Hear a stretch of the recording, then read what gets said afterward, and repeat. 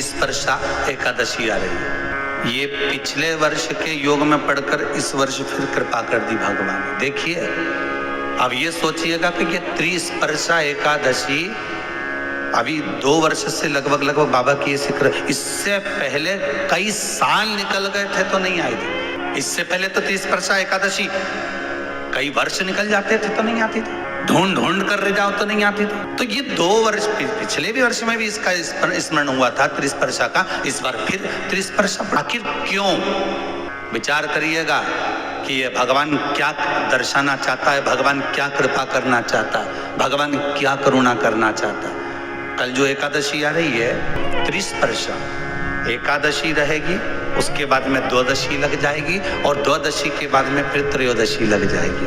3 पद्म पुराण का उत्तराखंड वर्णन करता है कि 3 एकादशी के क्रम में त्रिस्पर्शा जब पढ़ रही हो, एकादशी के क्रम में जब त्रिस्पर्शा पढ़ रही हो, अर्थात एकादशी भी पढ़ रही हो, द्वादशी भी पढ़ रही हो और त्रयोदशी भी पढ़ रही हो, त्रिस्पर्शा। कहते हैं हजारों हजार बार गंगा का स्नान, हजारों हजार बार, कहते हैं हजारों हजार बार गौदान, हजारों हजार बार मंत्र जाप, हजारों हजार बार सारे पृथ्वी के तीर्थ में स्नान, पूजन, दान, अश्वमेध यज्ञ के 1000 गुना फल, सोम यज्ञ सर्वोत्तम यज्ञ के 1000 गुना फल केवल त्रिस्पर्शा एकादशी पद्म पुराण कहती है उस दिन व्रत करने से प्राप्त हो जाता है।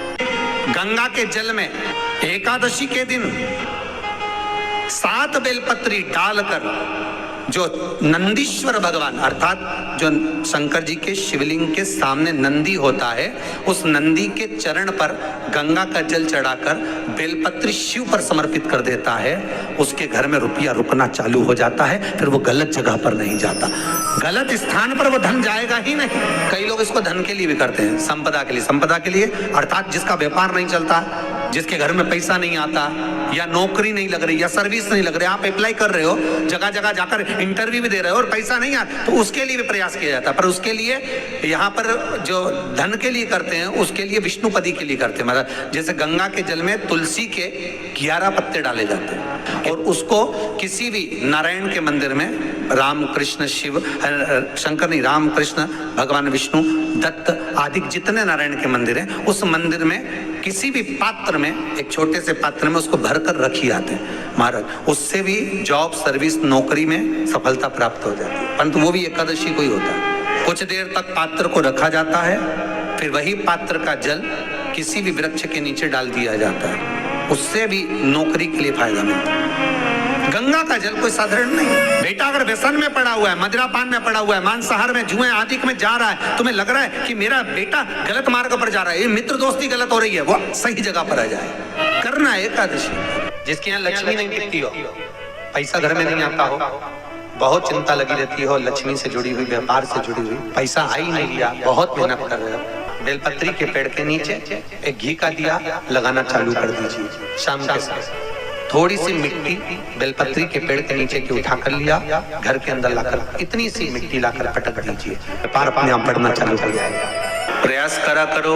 अगर घर में संपदा लक्ष्मी नहीं आ रही हो, व्यापार व्यवसाय नहीं चल रहा हो, नौकरी सर्विस नहीं मिल रही हो, बहुत तकलीफ हो, 7 बेलपत्री केसर को घिसकर चंदन बनाकर बेलपत्री पर बीच वाली पत्ती पर ओम लिखना है। दोनों पत्तियों पर भी एक आदिशक्ति जगदम्बा के नाम की केसर की बिंदी लगाना है, दूसरे में श्री गणेश रिद्धि सिद्धि के नाम की बिंदी लगाना है। शिव जी पर समर्पित करते जाना। कभी आपको लगे ऐसा व्यापार बहुत अच्छा चल रहा था और एकदम बंद सा हो गया, फैक्ट्री चल रही थी एकदम बंद सी हो गई, मेरा व्यापार ही नहीं बढ़ रहा, तो प्रयास करना, तांबे के कलश में जल लीजिएगा, बेलपत्री नीचे हाथ में रखिएगा, तांबे के कलश को उसके ऊपर रखिए, तांबे के कलश को उसके ऊपर रखिएगा महाराज, उल्टा हाथ उस तांबे के कलश पर रखिएगा, अपना नाम और गोत्र का स्मरण करिएगा।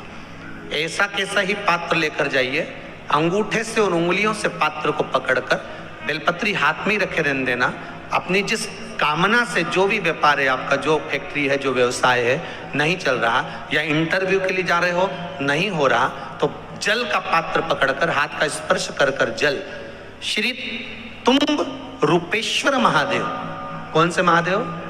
तुम्ब रूपेश्वर महादेव के नाम से शिव को चढ़ा दीजिए।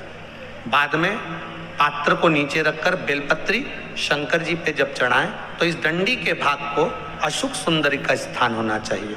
चढ़ाते समय डंडी का भाग अशुक सुंदर की ओर रख दें महाराज। झोली पसार कर प्रणाम करें, बाबा से निवेदन कर कर आए।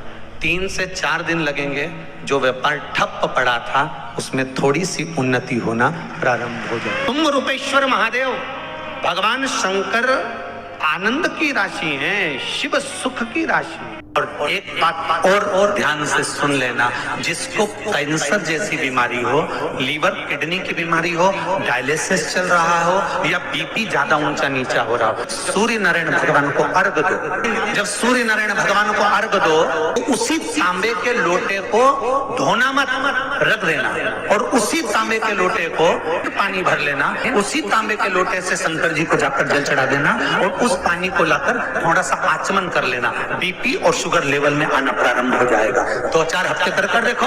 ये कुंदकेश्वर जो शिव जी का नाम है महाराज, जिसको साइटिका की बीमारी होती है, या स्लिप डिस्क की बीमारी होती है, या कमर की रीढ़ की हड्डी कहीं बांकी टेढ़ी होने लगती है, या नसें चोक होने लगी हों, काम ना कर रही हों, तो उसके लिए कुंदकेश्वर महादेव पर आप कोई भी सफेद कलर के पुष्प, भगवान शंकर के मंदिर में कुंदकेश्वर के नाम से 31 फूल समर्पित करना है।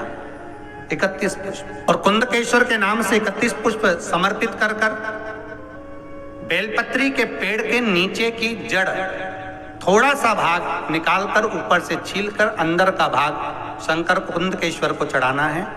उस जड़ को लाकर उसको पीसना है, और पीस कर सुबह के समय पर 3 बार उसका कुंदकेश्वर का नाम लेकर सेवन करना है। जिसको साइटिका और जिसको रीढ़ की हड्डी, स्लिप डिस्क, जिसको प्रॉब्लम होती है, उसको बाबा कुंदकेश्वर एक ऐसे महादेव हैं, क्योंकि भगवान शंकर के चरण पर पार्वती के द्वारा फेंका गया कुंद का प्रहार हुआ, और उससे बाबा को चोट लगी, जिससे बाबा का नाम कुंदकेश्वर पड़ा। तो दोस्तों, वीडियो आपको अच्छी लगी हो तो वीडियो को लाइक करें, चैनल को सब्सक्राइब करें, हमारी वीडियो को शेयर करना बिल्कुल भी ना भूलें। मैं आपसे मिलती हूँ अगले वीडियो में, तो तब तक के लिए अपना ध्यान रखिए और खुश रहिए।